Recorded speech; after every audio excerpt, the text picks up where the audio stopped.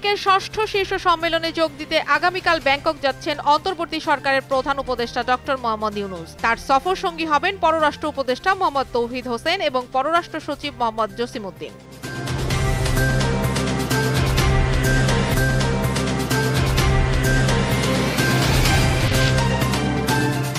তথ্য ও সম্প্রচার মন্ত্রণালয়ের উপদেষ্টা মোহাম্মদ মাহফুজ আলম বলেছেন, অন্তর্বর্তী সরকারের আমলেই গুমের সঙ্গে জড়িতদের বিচারের আওতায় আনা হবে। মানবাধিকার সংগঠন মায়ের ডাকের উদ্যোগে গুমের শিকার মানুষের স্বজনদের সঙ্গে মতবিনিময় সভায় উপদেষ্টা একথা বলেন।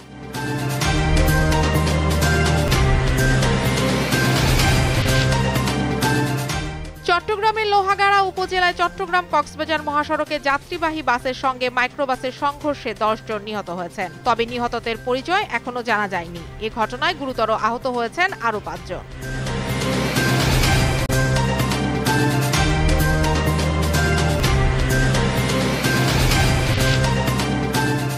ফিলিস্তিনের অবরুদ্ধ গাজা ভূখণ্ডে ইসরায়েলি হামলায় আরও 42 ফিলিস্তিনি নিহত হয়েছেন। আহত হয়েছেন আরও প্রায় 200। এর ফলে অবরুদ্ধ এই উপত্যকাটিতে নিহতের মোট সংখ্যা প্রায় 50,400 জনে পৌঁছে গেছে।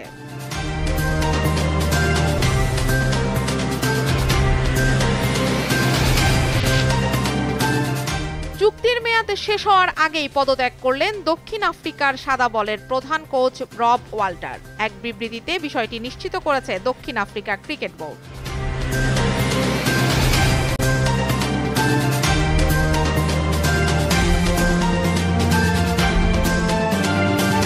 পরিমাণের সঠিক খাবার পেতে তাই আজই অর্ডার করুন ফুডি অ্যাপে। ফুডি।